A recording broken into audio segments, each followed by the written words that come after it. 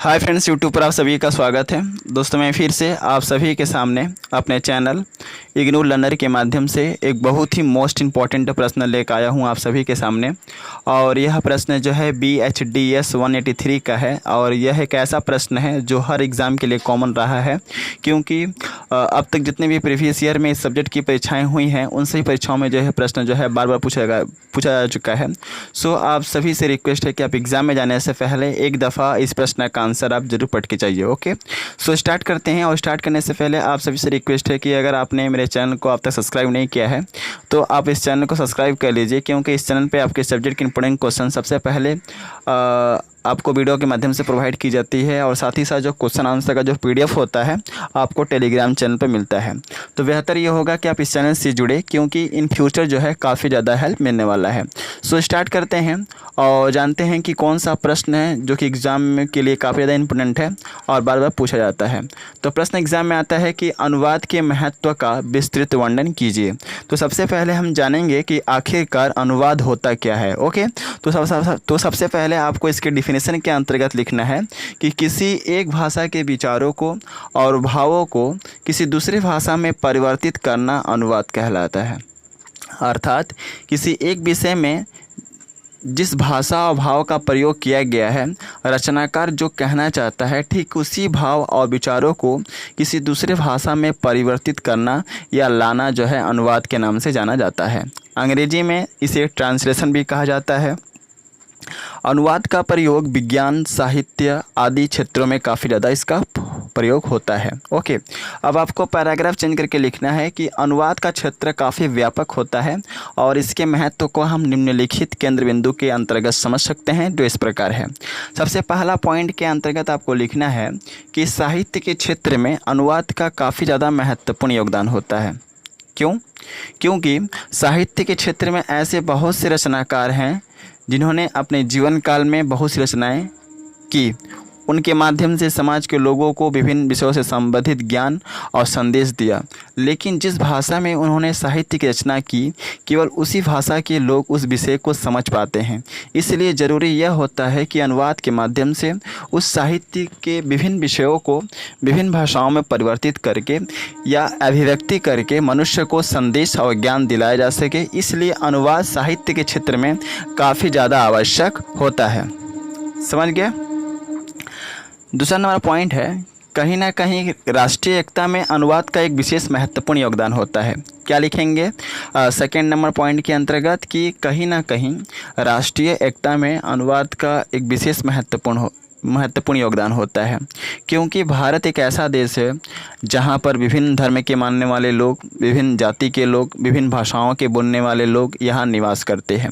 अनुवाद के माध्यम से ही किसी भी एक विषय के तथ्य को या किसी एक विषय के मूल भाव को अलग अलग भाषाओं में परिवर्तित करके भारत जैसे विभिन्न धर्म के मानने वाले, विभिन्न जाति के रहने वाले, विभिन्न भाषाओं के बोलने वाले देशों में राष्ट्रीय एकता को कायम किया जा सके और यहाँ के लोगों को एकता के सूत्र में बांधा जा सके। इसलिए अनुवाद काफ़ी ज़रूरी होता है हमारे दैनिक जीवन में। तो सेकंड नंबर पॉइंट समझ में आ गया कि कहीं ना कहीं अनुवाद का जो कार्य होता है वह राष्ट्रीय एकीकरण, राष्ट्रीय एकता में अपना महत्वपूर्ण भूमिका निभाता है। समझ गया ना?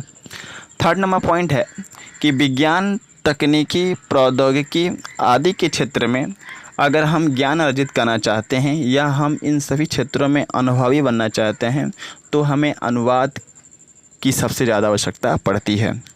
क्या कहा मैंने?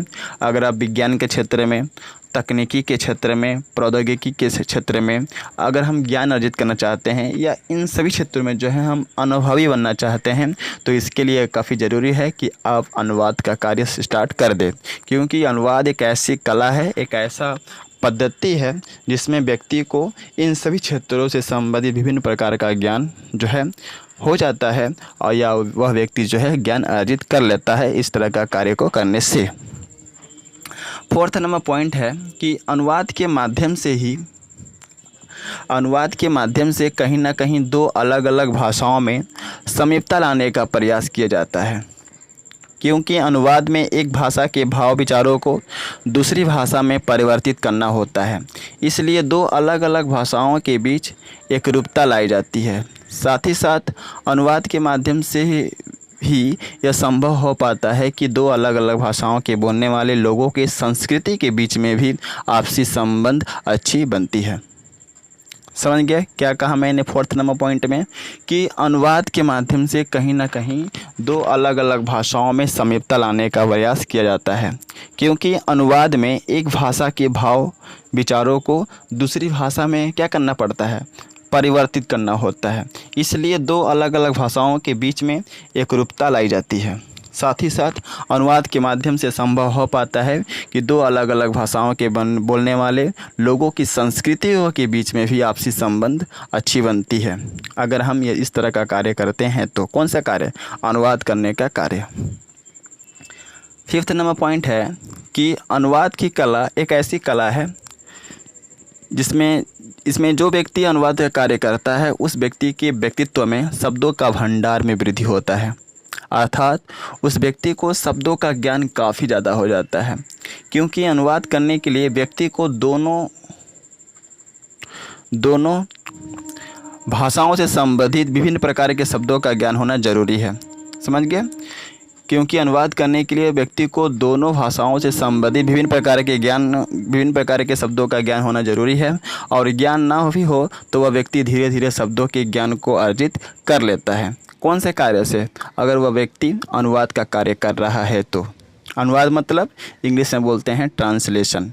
ट्रांसलेशन मतलब एक भाषा के भाव या विचार को किसी दूसरे भाषा में बदलना। 6 नंबर पॉइंट है कि अनुवाद के माध्यम से अनुवादक को विभिन्न देशों के संस्कृति से संबंधित ज्ञान मिलता है, और साथ ही साथ अनुवादक अनुवाद के माध्यम से विभिन्न देशों की संस्कृति के विकास में अपनी महत्वपूर्ण भूमिका निभाता है। अर्थात हम कह सकते हैं कि अनुवाद के माध्यम से ही संस्कृति के विकास और प्रसार में काफ़ी सहायता मिलती है। तो कहीं ना कहीं जो अनुवाद का कार्य होता है, इस तरह के कार्य करने से हमारे देश की संस्कृति के विकास और प्रसार में काफ़ी ज़्यादा जो है सहायता मिलती है।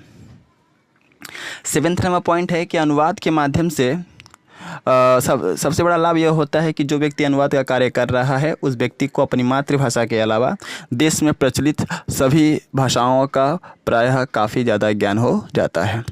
8 नंबर पॉइंट में लिखना है कि अनुवाद के माध्यम से ही यह संभव हो पाता है कि अनुवादक दूसरे भाषा के भाव और विचारों को अपनी मातृभाषा में व्यक्त करने की शैली और कला मिलती है। अनुवाद के माध्यम से ही यह संभव हो पाता है कि अनुवादक दूसरे भाषा के भाव और विचारों को अपनी मातृभाषा में व्यक्त करने की जो शैली है, जो कला है, उसको मिलती है।